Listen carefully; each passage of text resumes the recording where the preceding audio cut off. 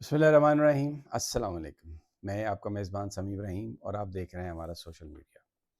Developing story ہے۔ ایک تو بلاول بھٹو صاحب نے جو ٹویٹ کیا 27ویں ترمیم کے حوالے سے، شہباز شریف صاحب نے مدد مانگ لی ہے، اس پر بڑی گفتگو ہو رہی ہے، اور دوسرا D G I S P R کی پریس کانفرنس۔ لیکن ایک چیز جو سامنے نظر آئی ہے کہ ہو سکتا ہے یہ جو ساری گفتگو ہے یہ کسی بڑے سیاسی اتحاد کی طرف سفر شروع ہو سکتا ہے، کیونکہ محمود خان اچکزئی، جن کو عمران خان صاحب نے قائد حزب اختلاف بنانے کے لیے کہا اور پی ٹی آئی نے ان کو نامینیٹ بھی کر دیا، ان کا یہ کہنا ہے اگر سیاستدان آپس میں کنسیسنس کر لیں کہ انہیں کس قسم کا پاکستان چاہیے، تو میں عمران خان صاحب سے سائن کروا کے لے آؤں گا، یہ میں ذمہ اس کا لیتا ہوں۔ اور یعنی وہ یہ کہہ رہے تھے کہ اگر مستقبل میں قوانین کے حوالے سے جیسے یہ 27ویں ترمیم آئی ہے، اگر اس میں الیکشن کمیشنر کے معاملہ ہے، اس کے تقرر کا اور اس کی اہلیت کا، اور دوسرے معاملات ہیں جن کا تعلق آنے والی حکومت سے ہوگا، اس کی فارمیشن سے ہوگا، الیکشن کی شفافیت سے ہوگا، اکاؤنٹیبلٹی سے ہوگا، تو وہ خان صاحب سے اس پر سٹیمپ لگوا سکتے ہیں۔ یہ بہت بڑی محمود خان اچکزئی نے پیشکش کی ہے، اگرچہ اسد کیسر صاحب جو پی ٹی آئی کے رہنما ہیں انہوں نے اس کو بالکل مسترد کر دیا۔ انہوں نے کہا کہ یہ 27ویں ترمیم جو ہے ہم اس کو نہیں مانتے، پہلے جو 26ویں ترمیم تھی اس نے بھی عدلیہ پر کمپرومائز ہوا ہے، اور اب یہ جو آئینی عدالت کی بات کر رہے ہیں یہ تو پورا سپریم کورٹ کو ایک کمپرومائز جگہ پہ لے جانا چاہتے ہیں، تو ہم اس پر کوئی حکومت کا ساتھ نہیں دیں گے اور ہم اس کی مخالفت کریں گے۔ مولانا فضل الرحمان بھی ماضی میں یہ کہہ چکے ہیں کہ وہ جو آئینی عدالتیں ہیں اس کو وہ مخالفت کریں گے، اور کسی قیمت پر بھی جو 27ویں ترمیم ہے اس کو وہ اجازت نہیں دیں گے۔ لیکن اب یہ جو ساری صورتحال بنی ہے اس نے دو تین اور بھی بڑے سوال اٹھائے ہیں کہ یہ ترمیم آئی کہاں سے۔ حکومت کے جو وزراء ہیں جن میں ڈاکٹر طارق فضل چودھری ہیں، جن میں اسحاق ڈار صاحب جو نواز شریف صاحب کے صمدی بھی ہیں، پھر بیرسٹر عقیل ملک جو وزارت قانون کے اندر تمام چیزیں وہ ان کی ٹیک کیئر کرتے ہیں، انہوں نے تو ہمیشہ یہ کہا کہ جی کوئی ایسی ترمیم ہے ہی نہیں۔ اسحاق ڈار صاحب کا تو بیان کو بندہ بھول ہی نہیں سکتا، جس میں انہوں نے کہا کہ یہ ابھی 26ویں ہضم نہیں ہوئی تو 27ویں کہاں سے آ جائے گی۔ لیکن پھر آل آف اے سڈن جو ملاقاتیں ہوئیں ایوان صدر میں شہباز شریف صاحب کی، کہا گیا کہ یہ تو کشمیر کے معاملے میں ہے، یہ تو کشمیر کی حکومت کے معاملے میں ہے، یہ تو اور دوسرے پیپلز پارٹی اور نون لیگ کے جو تعلقات کشیدہ ہیں اس کے معاملے میں ہے۔ لیکن اچانک بلاول بھٹو کا ٹویٹ آتا ہے کہ نہیں، وہ تو شہباز صاحب اپنی کابینہ کے ساتھ آئے تھے اور انہوں نے 27ویں ترمیم کی بات کی، اور یہ چیزیں ہیں، بڑی اہم چیزیں ہیں ساری کی ساری، آئینی عدالت، پھر این ایف سی کا طریقہ کار، اس کے بعد اختیارات صوبوں سے دوبارہ واپس مرکز کی طرف، پھر جو کمانڈ اینڈ کنٹرول اتھارٹی ہے پاکستانی افواج اس میں تبدیلی۔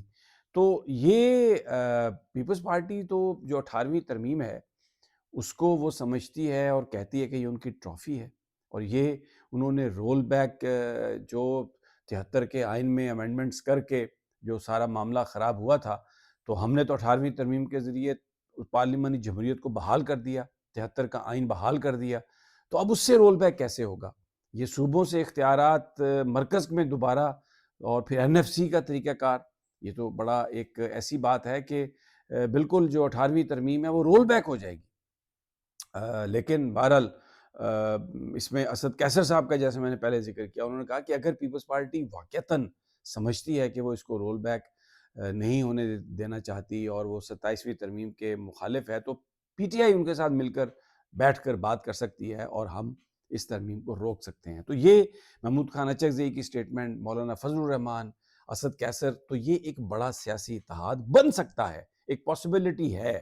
یہ جو دوسری کوشش ہے نا پرانے سابق پی ٹی آئی کے لیڈران کو لانچ کرنے کی، شاہ محمود قریشی کے پاس جاؤ، ادھر جاؤ، اور بڑا اچانک عمران خان کا درد اٹھ گیا دل میں، یہ کوئی اتنی سنجیدہ ایفرٹ نہیں لگ رہی۔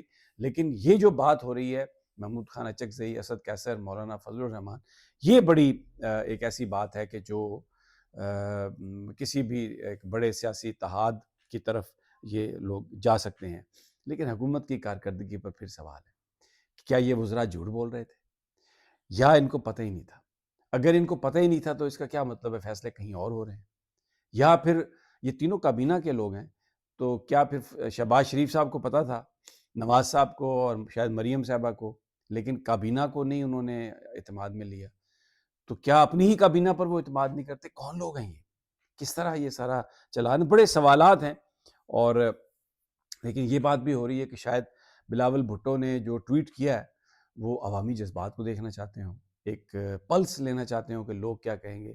بہت سارے لوگ کہتے ہیں کہ at the end of the day Zardari صاحب جو ہیں وہ بالکل جائیں گے، اس ترمیم کے ساتھ ہی جائیں گے، نون لیگ کے ساتھ کھڑے ہو جائیں گے، کیونکہ وہ معاملہ سمجھتے ہیں اور وہ ہی از اے گڈ مینیجر. وہ بہت زیادہ پولیٹیشین زبردست نہیں ہے، چیزوں کو مینیج کرنا جانتے ہیں. لیکن جو کریڈٹ وہ لیتے رہے ہیں کہ ہم نے اختیارات ایوان صدر سے وزارت وزیر اعظم ہاؤس منتقل کی، اب اگر وہ خود اس کو رول بیک کرتے ہیں تو وہ جو ٹرافی انہوں نے لی تھی اپنی زندگی میں، وہ اپنی زندگی میں ہی پھر واپس کر کے جائیں گے.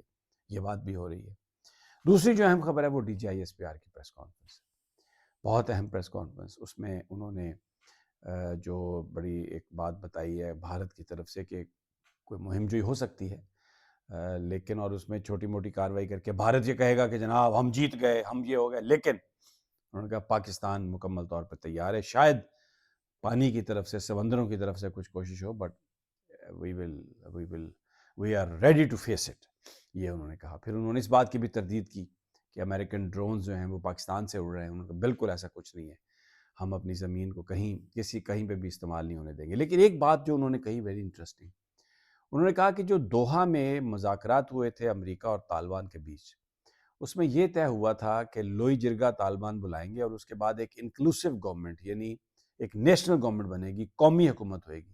لیکن یہ ہوا نہیں ایسا، اور یہ معاہدہ جو ہے یہ انہوں نے طالبان نے پورا نہیں کیا، یہ وعدہ پورا نہیں کیا، اور جس کی وجہ سے وہ کہتے ہیں کہ یہ آج کی خرابی ہے. تو اب کیا ہوگا؟